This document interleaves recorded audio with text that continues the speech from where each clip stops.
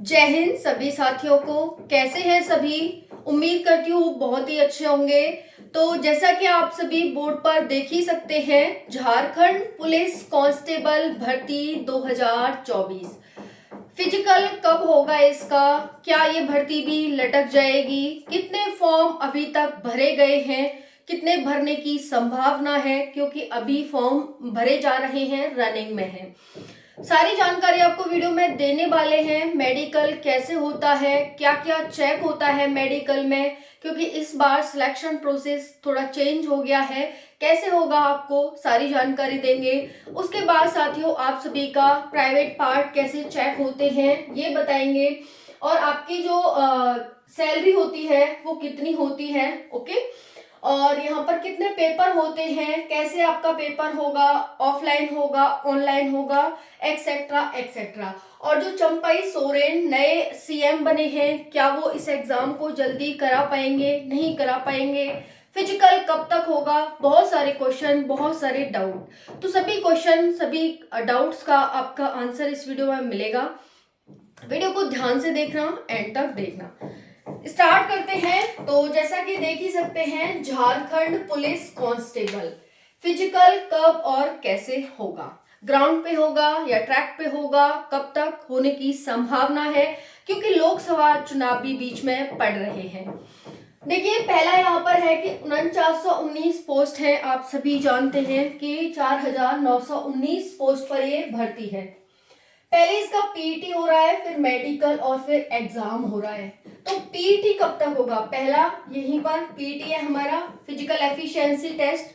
तो ये कब होगा, बात करेंगे। कितने फॉर्म भरे गए हैं अभी तक? देखिए, अभी तक जो फॉर्म भरे गए हैं ना, उसकी मैं आपको संख्या बता देती हूँ, कितने फॉर्म भरे गए हैं। तो ध्यान से सुनना कि कितने फॉर्म भरे गए हैं। यहाँ पर साथियों अभी 4 से 5 लाख फॉर्म भरे जा चुके हैं। 4 से 5 के बीच में फॉर्म है, ये भरे जा चुके हैं। ओके, 4 से 5 लाख के बीच। अब है 21 फरवरी तक कितने भरे जाएंगे, क्योंकि देखो कंटिन्यू है। अभी अभी सिर्फ कितनी, आज 9 तारीख हुई है, 9 फरवरी हुई है, और 21 फरवरी भी कितना दूर है। तो इसमें अभी साथियों लगभग 8 से 9 लाख के करीब फॉर्म भरे जाने की संभावना है। 8 से 9 लाख। ओके, अब देखो 10th पास होना चाहिए, इसमें 10th पास है। अब आप इससे अनुमान लगाओ कि कितने फॉर्म भरे जाएंगे।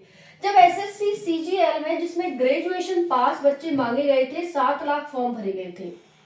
ठीक है, अब देखो यहाँ पर तो सिर्फ 10th पास है, 10th पास आपकी क्वालिफिकेशन मांगी गई है। तो यहाँ पर 8 से 9 लाख फॉर्म भरे जाने की संभावना है।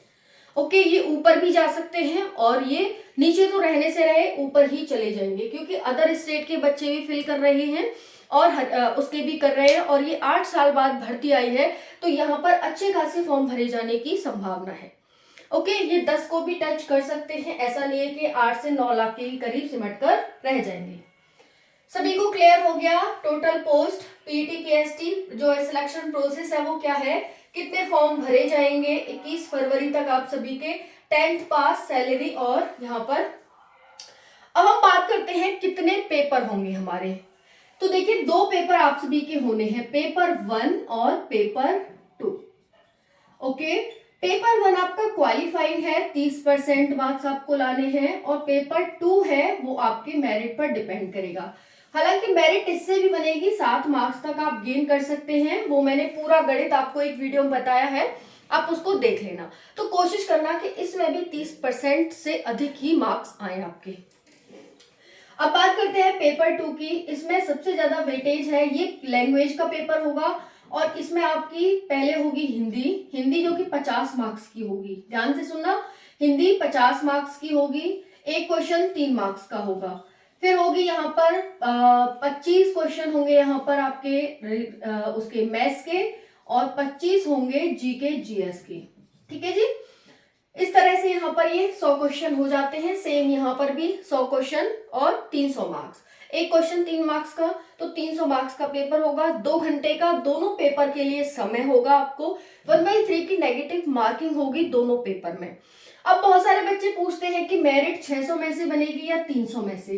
तो देखिए, 30% मार्क्स पेपर 1 क्वालिफाइंग है, इससे ज्यादा लाते हैं 31 से 40% तो 1 मार्क्स, 41 से 50 तो 2 मार्क्स, 51 से 60 तो 3 मार्क्स। इस तरह से आप 7 मार्क्स तक गेन कर सकते हैं। बट बहुत कम ही बच्चे होंगे जो 3 मार्क्स तक भी गेन कर पाएंगे, क्योंकि पेपर 1 के अलावा पेपर 2 में मेहनत करेंगे। एक और यहाँ पर बात मोस्ट इंपॉर्टेंट हो जाती है कि हिंदी का बहुत बड़ा रोल है। पेपर 1 आपका भाषा का है, जो सिर्फ आपको क्वालिफाई करना है। इससे ज्यादा मार्क्स लाते हैं तो आपको मार्क्स भी मिलेंगे। अब अगर आप हिंदी लेते हैं भाषा में, तो आपका पेपर 1 ही क्वालिफाई होगा और पेपर 2 में वो आपको हेल्प करेगा, क्योंकि 50 क्वेश्चन आ रहे हैं और 150 मार्क्स के। ठीक है जी। और जो मेरिट जाती है वो 150 से 200 के बीच में ही रहती है। तो इसलिए अगर आप हिंदी चूज करते हैं ना अपना लैंग्वेज का पेपर, तो उसमें बहुत ज्यादा हेल्प रहेगी आपकी दोनों पेपर को क्वालिफाई करने में और सिलेक्शन लेने में। तो इस वजह से यहाँ पर आपको ध्यान रखना है कि अगर आप हिंदी भाषी क्षेत्र से आते हैं तो आप हिंदी ही चूज करें, बहुत हेल्प मिलेगी आपको। तो यहाँ पर ये इतना समझ आ गया। 1/3 नेगेटिव मार्किंग है, एक क्वेश्चन 3 मार्क्स का, 2 घंटे का दोनों पेपर के लिए अलग अलग समय रहेगा। ओके जी। अब बात आ जाती है कि क्या दोनों पेपर एक ही दिन होंगे, ये भी बहुत सारे बच्चों का डाउट था। तो देखिए, हाँ, पहले हम कह रहे थे कि कितने में से परसेंटेज बनेगी, हमारी मेरिट बनेगी। तो 300 का ये ना पेपर है, 300 का ये है, टोटल 600 हो गए। ठीक है, इसमें से अगर 30% से ज्यादा मार्क्स लाएंगे तब भी आपको मान के चलो 3-4 नंबर ही गेन कर पाओगे बच्चे, है ना। ठीक है, तो मेनली आपका 300 मार्क्स का ये पेपर 2 हो गया। तो इसीलिए वैसे तो आपकी 600 मार्क्स में से बनेगी, लेकिन हम एक जनरली निकाल लें कि बेसिक जो डिपेंड करती है हमारी मेरिट वो किस पर करती है, तो 300 मार्क्स पर करती है। ठीक है जी। तो आपके 300 में से ही बनने वाले हैं मार्क्स, बट ऐड इसके भी होंगे, ऐसा नहीं है 30% से अधिक नहीं लाएंगे तो ऐड नहीं हो, बिल्कुल होंगे।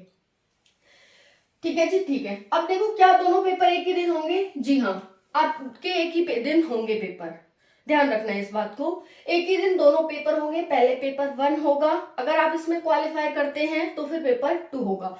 अब ये भी होता है कि भाई पेपर 1, देखो दोनों पेपर हो जाएंगे आप सभी के, फिर पेपर 1 अगर आप क्वालिफाई कर जाते हैं तभी आपका पेपर 2 चेक होगा। तो पेपर दोनों हो जाएंगे, लेकिन जब एग्जामिनर पहले पेपर को चेक करने बैठेगा, अगर आप क्वालिफाई कर लेंगे इसे, तभी आपका ये पेपर चेक होगा, अदरवाइज ये पेपर चेक नहीं होगा। तो पहले आपको मेहनत पेपर 1 में करनी है, पेपर 1 को प्रायोरिटी देनी है, फिर उसके बाद इसमें प्रायोरिटी देनी है। पेपर दोनों ही साथ साथ होंगे, तो दोनों को साथ साथ ही लेकर चलना है।